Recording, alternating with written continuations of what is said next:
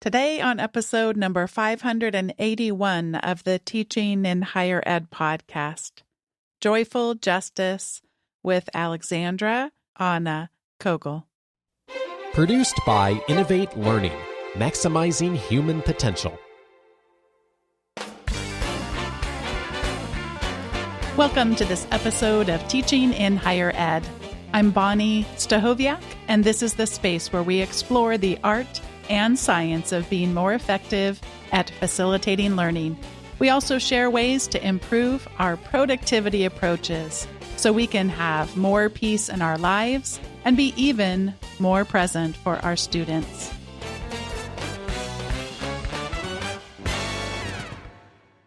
Today's guest, Alexandra Anna Kogl, grew up in California and attended the University of California, Santa Cruz as an undergraduate. Anna received her PhD in government and politics from the University of Maryland, College Park. She currently teaches political theory and women's studies courses as a political science professor at the University of Northern Iowa. Anna lives in Waterloo, Iowa, with her husband, sons, dog, cats, and many plants. And she wrote a chapter for the book Joy-Centered Pedagogy in Higher Education, Uplifting Teaching and Learning for All, edited by Eileen Camfield. And I'm excited today to get to talk to her about joyful justice. Anna Kogl, welcome to Teaching in Higher Ed. Thank you so much. It's good to be here. I am so enjoying seeing the plants in the background, and they're bringing me so much joy right now. And I'm going to quote from you in this beautiful chapter that you wrote. You write, "I didn't expect to find joy in the classroom when I started teaching political science 20 years ago." Tell me, what did you anticipate that teaching would be like before you actually got into the classroom? I thought it would be all intellectual work. I thought that teaching would be, to some extent, about imparting knowledge. Even as a grad student, I learned that one of the things I liked doing was leading students in discussion, but even the discussions were kind of very intellectual. They were sort of all very much focused on ideas in sort of a disembodied way, in a way that didn't really engage the emotions that much. And that's a striking thing to say now that I think about it, because I was a teaching assistant for classes dealing with evil and the Holocaust and really heavy topics. And yet I think that generation of political scientists that trained me were not particularly in touch with the affective dimensions of political science. And frankly, my discipline still isn't, to be honest. I mean, there are a few people that do more affective work, but so it seemed like the kinds of things I would do in the classroom just wouldn't have any kind of emotional dimension, or if they did, it would be my own emotional response to injustice, feelings of horror, for instance, or sadness at injustice. But that I think I anticipated I would need to compartmentalize those emotions myself. So if anything, if I thought about emotion at all, it was more, well, I'm going to have to kind of be in control of my emotions to be effective dealing with this very intellectual material. And then I certainly didn't think that talking about truly miserable topics, horrific topics, I certainly didn't think that that would ever be joyful or fun. I mean, that even feels like a weird word to use, but it is fun. Sometimes, not all the time. So I think I just thought it would be very, very intellectual. Oh, and that I would need to be an authority figure. I was a 30-something, like 32-year-old short blonde woman. And I thought, I'm going to have to really be really firm and tough and stern and scary and be an authority figure. And being those things is definitely not conducive to joy. So yeah, I guess I'd add, I don't think I had experienced joy in any classrooms, really. And, maybe not since childhood, maybe early elementary school. I don't think I experienced joy in higher ed settings, especially not in graduate school, but probably not even in undergrad. The pedagogical model, I think, was much more zero sum. It was much more, well, if we have a discussion, there's an implied winner and an implied loser in the discussion. And I think that implicit model gets in the way of joy. So I just think I thought this is all just going to be very serious all the time. Not joyful, not fun. Thank you so much for that, Anna. I'm excited for us to talk about another author, a poet who comes up in a lot of your collaborators' work. You stress that joy isn't something that we can coerce out of students, but instead you draw from Ross Gay's work and you invite us to consider how we might, quote, open the door to joy, set a place at the table for it, and hope it graces us with its pretense. Anna, what becomes possible when we set that table? A lot of unpredictable things become possible. So this is something that I have observed over the decades that I've taught. A discussion in which I am fully present and I'm present to the wide range of students' own thoughts and feelings about what we're talking about. It enables us all to truly engage with whatever the emotional content is that we're discussing in class. So when we, in a sense, I think, and I may slightly deviate from what Ross Gay says here, I think in a sense, we set a place at the table for the full range of human emotions, not just for joy. And I think that when we do that, we can explore more freely needs that maybe we didn't even know we had. So I believe that we all have a need for fairness or a need for justice. It's not just a cognitive kind of a philosophical thing where maybe we appreciate a theory of justice or a principle of justice, but I think we have a need for that. And when we open the door to the wide range of human experiences, that's when students start realizing, oh, I never thought of this experience of mine, or this story that my dad told me, or this conversation I had in another class. I never really thought of that as justice or injustice. I never really engaged it. So when we're open, even in a class that's ostensibly fairly philosophical or theoretical, when we're open to the range of human emotion, students engage with their whole self, which enables them to engage cognitively in a much richer way. Whereas if I keep surface level, or even if I were, and to go back to the Ross Gay idea about it's an invitation, even if I were to present with kind of like a cheerful, happy, like we're going to talk about something really heavy, but it's okay because we'll make sense of it. If I started off with that kind of tone setting, I think paradoxically it would really not lead to joy. So I think first off, I think if students read me as phony, it's not going to work. But if they read me as kind of open to a range of human possibilities, there's a range of possible reactions to this material. There's a range of possible emotions that we might feel. And that range is okay. Diversity is a given in talking about these kinds of situations or questions about injustice in particular. And then the other thing I think becomes possible is it's not like we can reverse injustice. We can't just sort of undo what's been done. But almost instantly, we can recognize that other people share my need for justice. Other people see what I'm seeing. It's that moment of, are you seeing this too? Is this really as bad as it seems? Or I've also had students sometimes say, wow, I never even had a name for this particular experience. That partly has to do with the fact that I research sexual domination. So sometimes students will say, sometimes even in class, they'll say, I didn't even realize people talked about this stuff. And it seems so heavy and so depressing, but there's this expansive moment of, holy smokes, I didn't even know we could talk about this. I hadn't even talked, in a sense, with myself about this. I had sort of pushed this down. So all kinds of things become possible. All kinds of, I think, kind of mental liberation, in a sense, becomes possible when we open the door to the full range of human emotion. You spoke about earlier what you anticipated a college classroom would be like with you as the professor. I know neither one of us wants to overgeneralize students, but what themes do you get evoked in you when you think about what students tend to anticipate about how they think the college experience is going to be? I will try not to overgeneralize, but I do see a general difference between students I teach in general education classes which are requirements for all university students. They have a choice of which classes to take, but they have to take something to fulfill the general education requirements.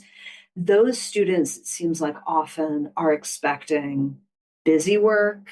They're not expecting their professor to explain why we ask them to take these classes.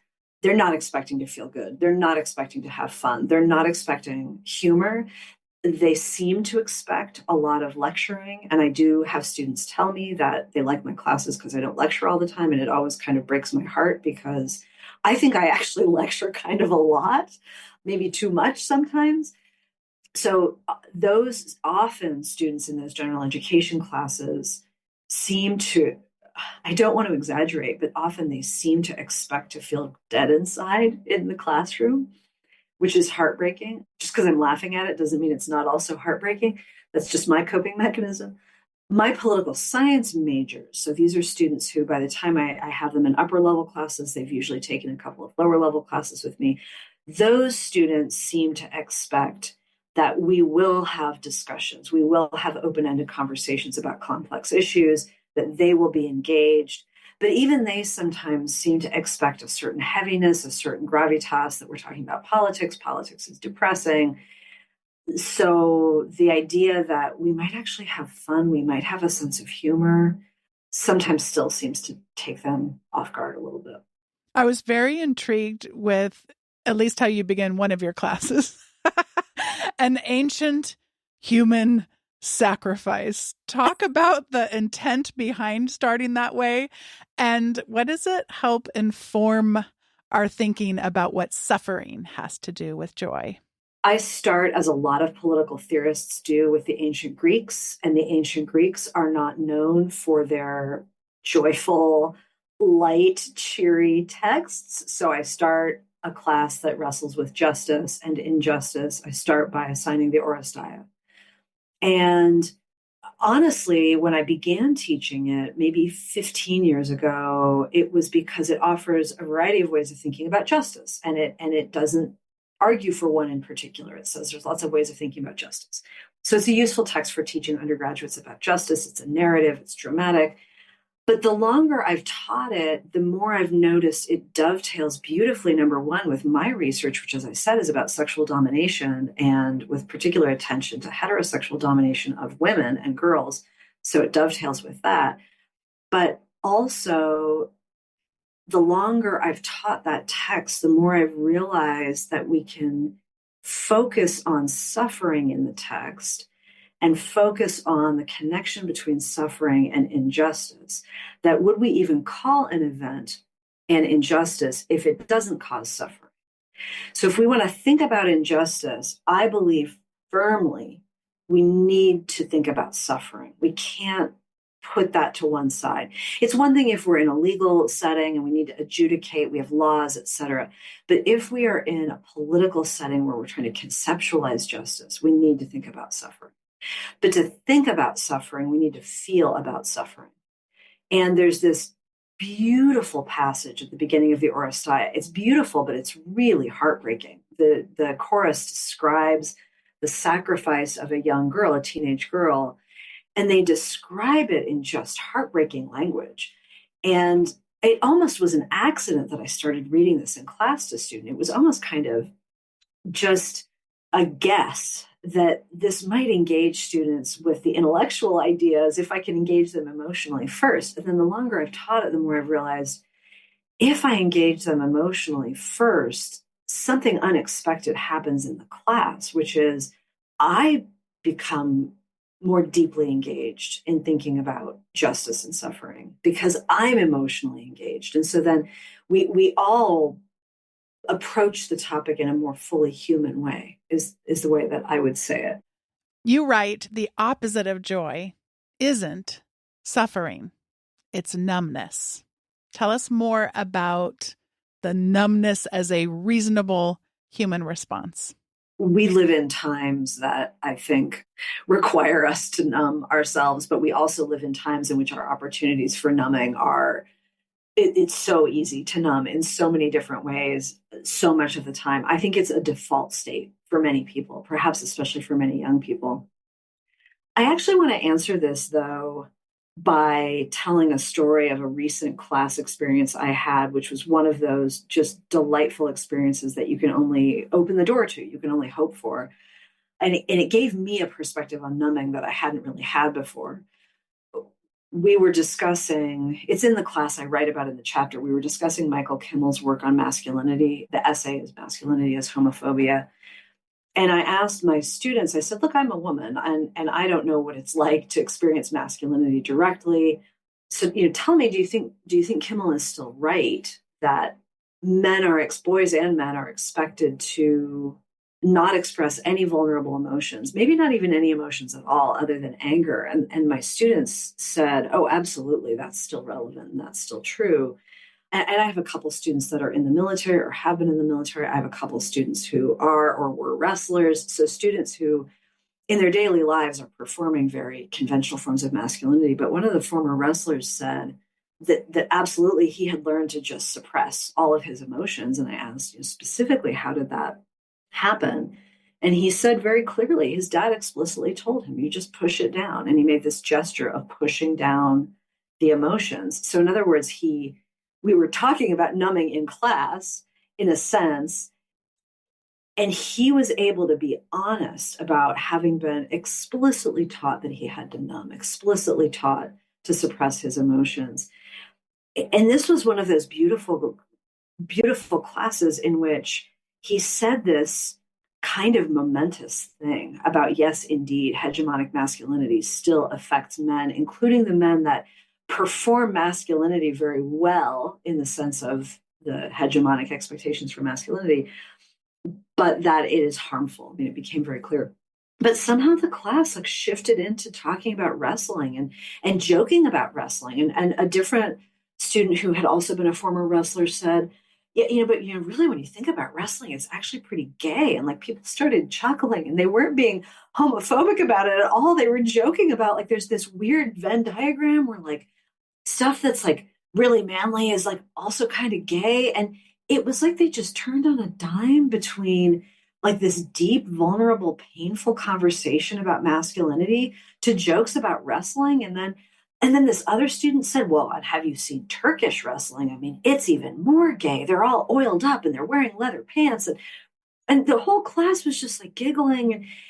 So it's just fascinating to me how, first of all, it's delightful when students collectively they start having these conversations that are so rich and fully human, in that sweet spot where we're being vulnerable, but we're also laughing about things that are actually pretty damn painful.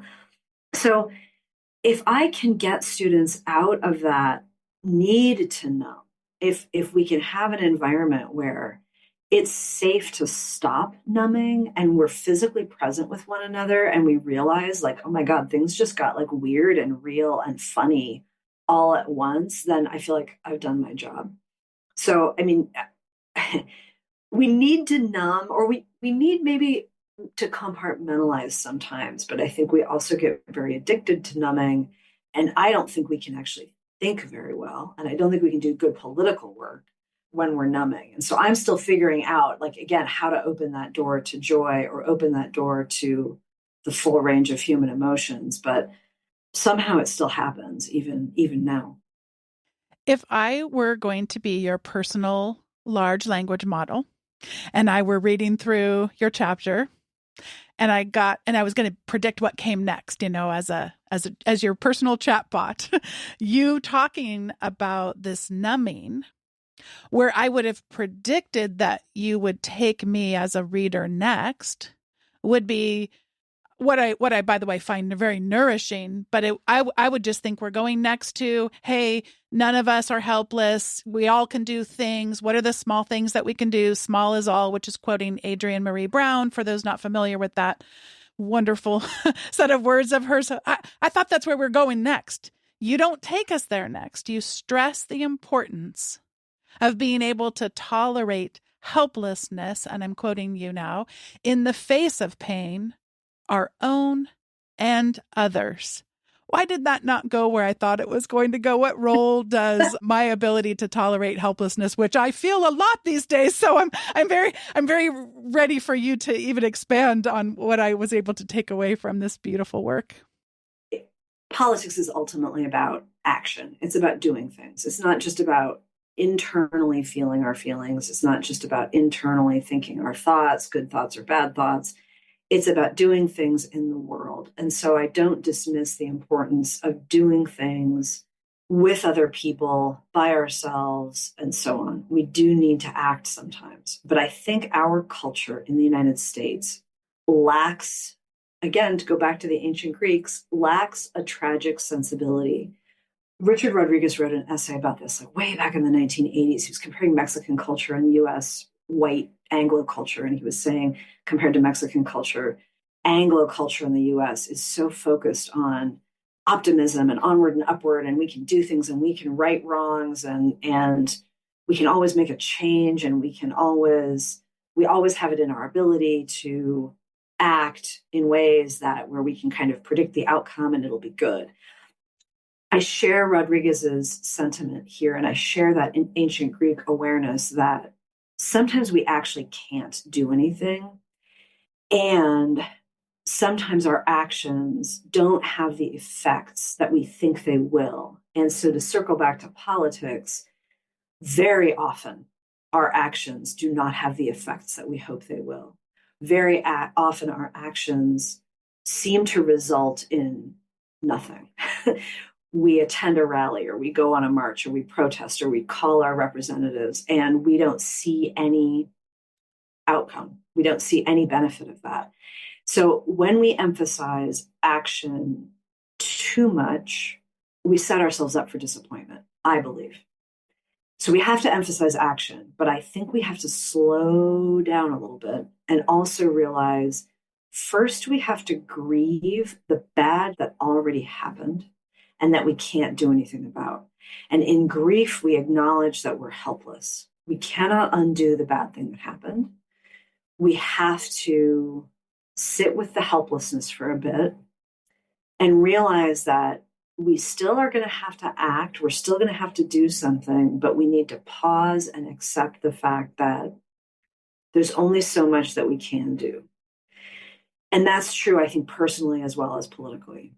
So that's one piece of it, why I don't immediately rush to let's now do the good things. We do need to do the good things, but we need to pause first. There's an old idea that I actually learned as an undergraduate, and it had to do with the philosophy of the Polish Solidarity movement. So this was the movement that helped to bring down communism in Eastern Europe. And the movement had this philosophy of not differentiating between the means and the end. So sometimes in politics, we tell ourselves that, well, I'm going to do this thing in the hope of achieving this end. And the Polish Solidarity movement said, each action has to be an end in itself. I think when we have that more tragic sensibility that accepts bad things have already happened, injustices have already happened, I'm going to act now as best I can. And that action has to be enough in itself. Then we are actually, maybe paradoxically, more empowered to keep acting because we realize I'm not going to change the world with one action. I'm not going to instantly reverse the horror that has already happened, but I'm going to do my best in this moment to act in a way that I feel is itself just, is itself right, and to not get bogged down in these like kind of grand utopian visions of what could happen in the future. Part of your wisdom for us was more predictable to me. And that's because I've been able to witness it in colleagues who also teach very difficult topics. Tell us about how we can use, or how you use, a fairly flat affect to model, and I'm quoting you next, having our feelings, but also holding them at arm's length. There's a couple things that I have learned about the importance of my own affect. And one of them I've learned primarily as a parent, that I've learned that sometimes you have to fake calm, even when you don't feel calm, that the best thing you can do is project a certain neutrality. And maybe if I rewrote the chapter, I would use the word neutral affect or calm affect rather than flat. But So sometimes we need to really regulate or at least perform calm so that other people have space for their own emotions. If I project strident rage, which is very often what I feel, if I act strident, then I've learned from experience that silences students really fast. It shuts them down. I mean, number one, if it doesn't shut them down, it's going to empower the students who are also strident. And we're going to have a very boring, very orthodox, very one sided conversation if we're all just being strident together. I have friends I can do that with. I have family members I can do that with. Like I can be strident with other people. I don't need to be strident and enraged in the classroom. So I want to avoid the rage and the strident, kind of rigid, like I'm all up in my feelings, that side of it. But the other side that I think was less intuitive to me or that I didn't learn as quickly is I teach about white supremacy. I teach about transphobia. I teach about injustices that I don't myself experience. There's a temptation to communicate with my affect a kind of pity, which I think is deadly. I think it's disrespectful. I think it's dehumanizing. And I think it sends terrible messages to everybody.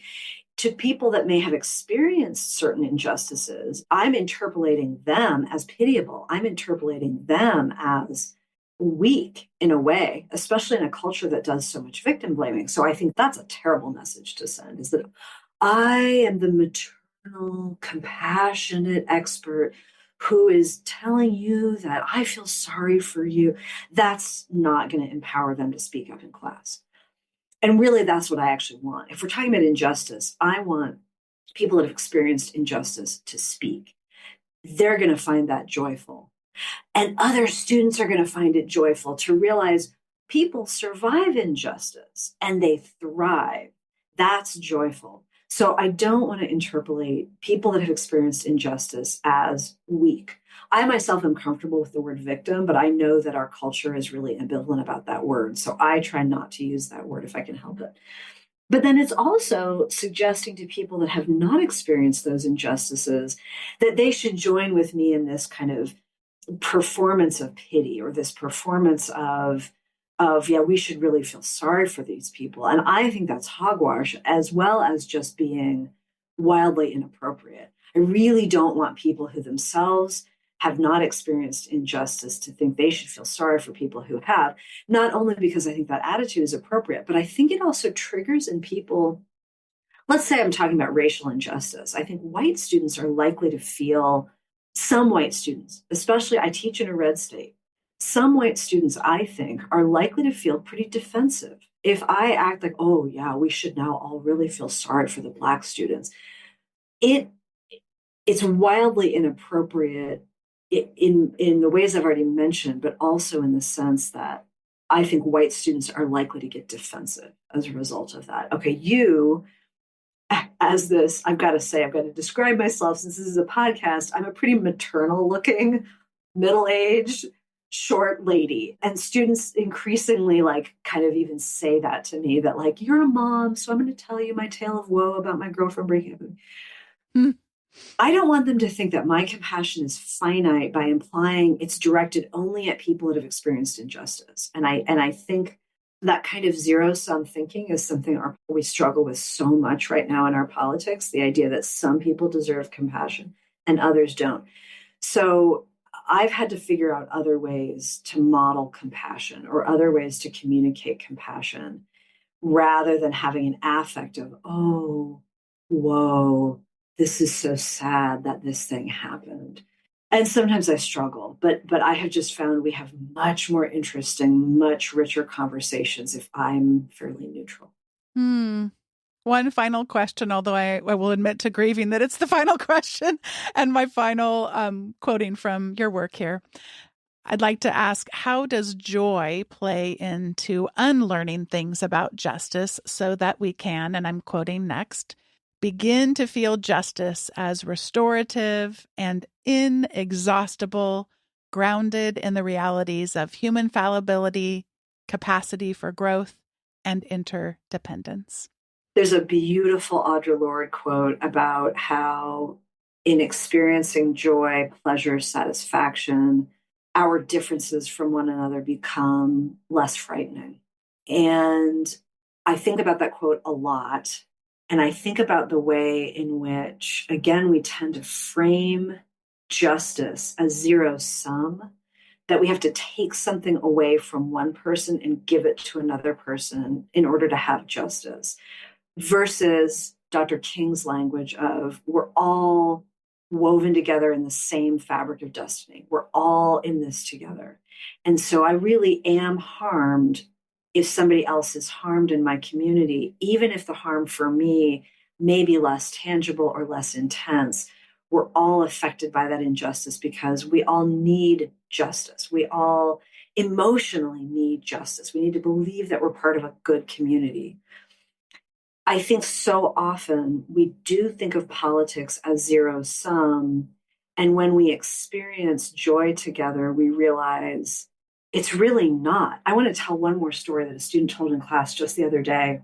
I asked whether students believe that competition is part of human nature. Is it natural to human beings to compete? And we had a good conversation about it, in part because I've got a couple of students that are on the soccer team. I've got a competitive swimmer in class. And so they have real deep thoughts about competition. And the swimmer said she was at a swim meet and her teammate was starting her event from close to where the other team was standing. But my student went to stand near the other team to cheer her teammate on. And as she was cheering her teammate on, the opposite team, their competitors, started also cheering for the teammate. So they were cheering for their competitor. And I thought what a beautiful image that is for so many things about human nature, that when we see somebody excelling, when we see them doing something beautiful and amazing, we feel good about it, regardless of where we are positioned. That human beings, of course, we have this capacity to be competitive or to be zero sum in our thinking. But we also have this capacity to be inspired by other people and to take joy in that. And so it's not at all clear to me which way the causal arrows point. Like, are we able to work together better because of joy? Or is it the other way around, that when we work well together, we realize that we're part of this larger community and that brings us joy? I have no idea, which is part of why I don't want to operationalize any of this. Does that answer that final question? Oh my gosh, it answered it. And then now I want to ask 30 more questions. I just heard two. I'm just going to reflect quickly on two aspects of what you just shared. One is I've never been a sports person. So I took ballet for 11 years growing up. So I love this just richness of a conversation around, is it inherent in humans to want to compete? That's fascinating to me. I have just recently taken up interest in basketball. I'm not going to belabor the story because I did share another thing that it's telling me about learning, since it is all new to me. I shared that on another episode, but I love now, one of my favorite things to do is to leave the game on after it's over and then to watch them go. And I'm discovering that some of them that are on opposite teams actually have very deep, rich friendships. And I certainly didn't know that. And it also isn't obvious when they're actually in gameplay. Obviously, you're not going to, I shouldn't say obviously. I don't ever observe those close friendships that are opposite while the game's happening. But there's kind of like the masculine hug, which is like we're performing a hug. But then when they go in for a second squeeze, and then I get really curious and they're actually really good friends. And I was like, wow, I want to learn more about this friendship. So anyway, that's what I was really noticing and getting excited about. But the second thing that I'm noticing and getting excited about that I really want to do some journaling and thinking about and reflecting in my own teaching is something I've been very curious about for a long time. And when I first started to really think critically about this, it comes from the work of Mike Caulfield, who, for those listeners who may not know his work, he teaches what sadly is super controversial stuff, but shouldn't be, like fact checking, things like that, having evidence to support, that kind of thing. But so he came up with this SIFT model, which I'll link to in the show notes in case someone's not familiar with it. But he starts out teaching students non-controversial things. So I teach it in my classes now. So what they get choices of what they want to look at. But one of them that's my favorite is, whether or not the toilet paper should come over the top of the roll or under the bottom. Who's going to get upset? I mean, yes, I get upset about it because when I sit down, I've literally, when I was single, thought someone broke into my house because it was the wrong way. So I have strong feelings, but I don't vehemently despise people who view it differently. So, I mean, I care. I'm interested in the conversation, just like I imagine people care about whether humans are inherently competitive, but it's not. So it's compelling enough to get me curious, but not demonizing people who see that differently. I would imagine. I've never had that conversation. I'm so intrigued by that. So I think all of us could benefit so much in really thinking about how to prime. And of course, we've had so many examples on this podcast. Yes, setting class norms. I've never found that, just in my unique context, to be kind of a super compelling practice, even though I've done it. It hasn't been like a really good thing. But what you're describing here, to start to just get, because part of the problem with class norms as I've experienced them, one of your co-authors, your collaborators, talked about that people never saw that you'd go to school and get joy there. Like, they're talking about joy and learning in all these other contexts. So in the same way, just the expectation that you wouldn't just be able to go and show up and what would even norms that were ideal look like? Because I have no capacity for imagination. What a norm is, how they rule our lives and communities, and then what good ones might look like. I mean, it's just too much. It's too much. So what you're describing, I want to be there with you in your class as you're experiencing it, because I imagine you're starting to set some norms without necessarily like, we are now going to set some norms. We're going to experience them. What a beautiful story. I'm so glad that you closed us. Since I just went on for a second or two, anything else you want to just share about what I just said before we go to the recommendation segment? One thing I would say about competition and the conversation I was having, okay, two things that I'll say. One, we were actually talking about marks when we talked about competition. So sometimes it's really delightful to be able to kind of, let's sidestep what we think we know about Marx, that you either love him or you hate him. And if you love him, you're un-American. And if you hate him, you're an evil capitalist bootlicker or whatever. Like, everything is so polarized, including around Marx, especially around Marx. So to be able to talk about something a little bit more philosophical, well, what do we think about competition? That's the one thing about Marx. The other thing I would say personally about competition is, when you think about sports, it's about play. So what if we can kind of compartmentalize competition, that it's fun sometimes to let this competitive spirit out, but then after the game, we shake hands. After the game, we go and have a beer together. Not, of course, students that are underage, but after the game, we go and have fun, so that we don't necessarily think of it as this be all end all. But as far as norms goes, I too have yes, I'll have students set classroom norms, but I teach Midwestern students. They're pretty polite. They don't fight with each other. Sometimes I wish they would maybe disagree more. So setting those conscious norms, I think, is not as valuable as me modeling, we're going to take care of each other here. I'm not going to mock you. I'm not going to treat you badly. I'm not even going to call on you. I'm not going to put you on the spot. I mean, I am maybe exceedingly gentle, but with the attitude being, I want you to just be calm here. I want your body to feel reasonably comfortable, maybe not safe, but reasonably comfortable. Let's bring down the cortisol levels, and then let's have a conversation. And I also agree about the toilet paper example, that when you can, I will use examples like, I hate white chocolate. I think it's disgusting. Fight me. And it kind of like, we can actually like kind of laugh at people being ridiculously passionate about things that don't matter that much. So I could continue this conversation for another hour or so. But anytime, I'm happy to come back. Oh, yay. Yay, yay. Well, this is the time in the show where we each get to share our recommendations. Mine is something called Joy Cards. And these are tiny ways to infuse delight into teaching and learning. And there are two reasons why I am sharing this with listeners. One is because if you can't tell, we need more joy in our lives and our teaching and in our learning. And what a delightful collection of practices and approaches from lots of different disciplines, lots of different contexts. It's just a beautiful collection of cards.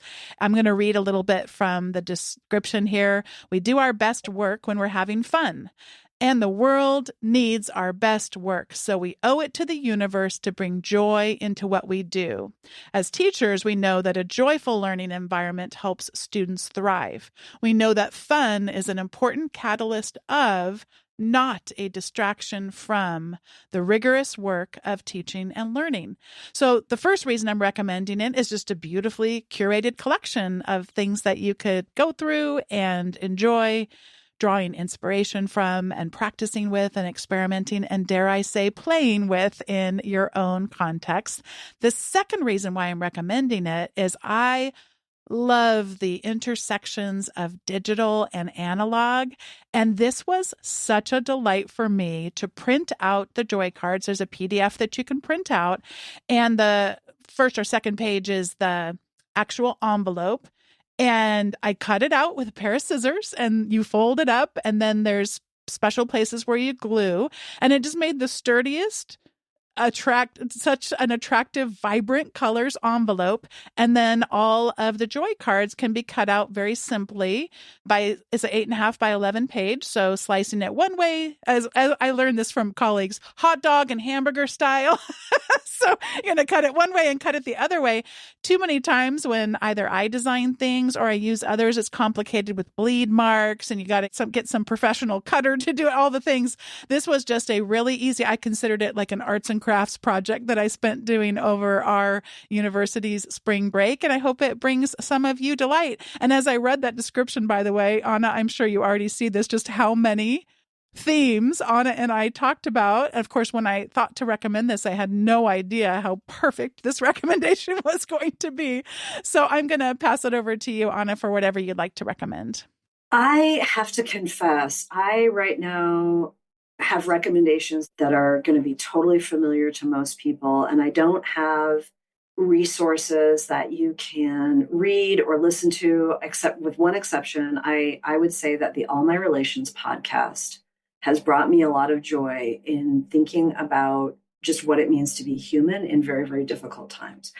But other than that, it's springtime. Get outside, get some sun, take care of yourself. As a political scientist, I'll just say too, we know this as political scientists, and maybe many of us do too. We need the joy that is to be found in community. And I say that as somebody who is deeply introverted and occasionally misanthropic. I may seem like a friendly person, and I am, but I am realizing I need friendship, but I also need community. Community is the best bulwark against tyranny.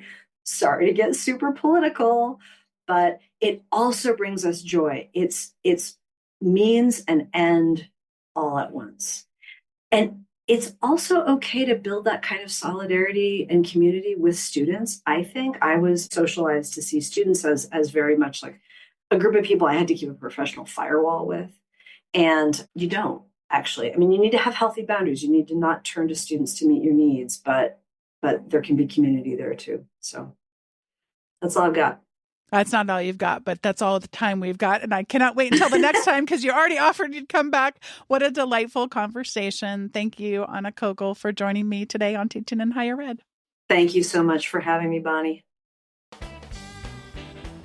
Thank you once again to Anna Kogl for joining me on today's episode of Teaching in Higher Ed. Today's episode was produced by me, Bonnie Stachowiak. It was edited by the ever-talented Andrew Kroger. Podcast production support was provided by the amazing Sierra Priest. If it's been a while since you have been listening and haven't yet rated or reviewed the show on whatever service it is you use to listen, I would so appreciate it if you could help me have more people discover the show by simply rating it or reviewing it or sharing it with a colleague. Thanks so much for listening, and I'll see you next time on Teaching in Higher Ed.